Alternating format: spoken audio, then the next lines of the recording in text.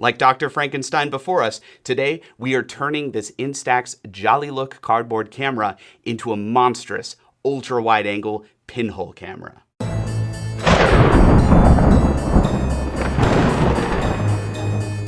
Hey everyone, Sean here. In the last video, I reviewed this little Jollylook camera. This is a little cardboard Instax camera, and it's pretty nice, but it doesn't work as well as I would like it to. So today I'm gonna cut it into pieces and turn it into a different camera altogether. The Jollylook does have a pinhole lens, but it's set pretty far back from the film plane, which means it's going to be very zoomed in. I'm not a huge fan of zoomed in pinhole photography. I like super wide angle pinhole photography. But to achieve wide angle, you actually have to get the pinhole closer to the film plane. So what I'm gonna do today is I'm actually gonna cut off this front lens element and then cut down this box a bit. And then I'm gonna add black cardboard on the front, add a pinhole lens in the middle, and then we'll take some photos and see what we can capture with it. Now I did reach out to Jollylook and they told me they're actually going to sell the developer by itself, which means you can just buy the developer and then build your own camera around it, which is pretty cool. But since this one is already kind of nicely encased, I think I'm just gonna mod this now.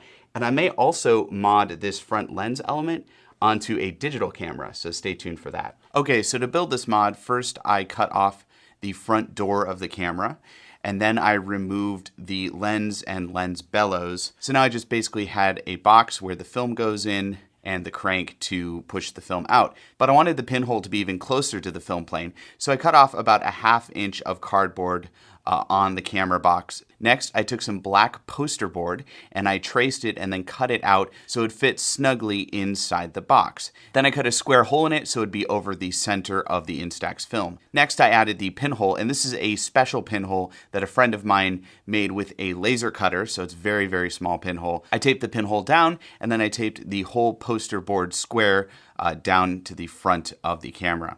Rather than adding a complex shutter mechanism, I basically just put a piece of tape over the pinhole. And to take a picture, I just remove the tape, count down the exposure, and then put the tape back on. Pretty simple stuff.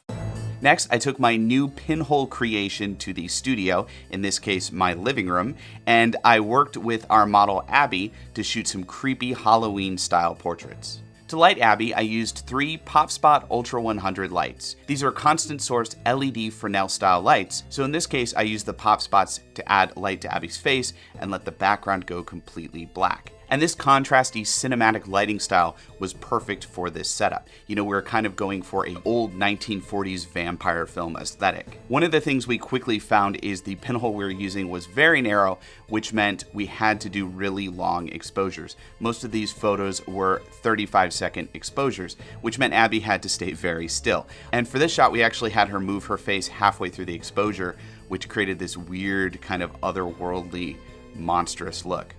Thanks for watching today's video. Click here to subscribe to my YouTube channel and here to check out some other videos about this camera and mod.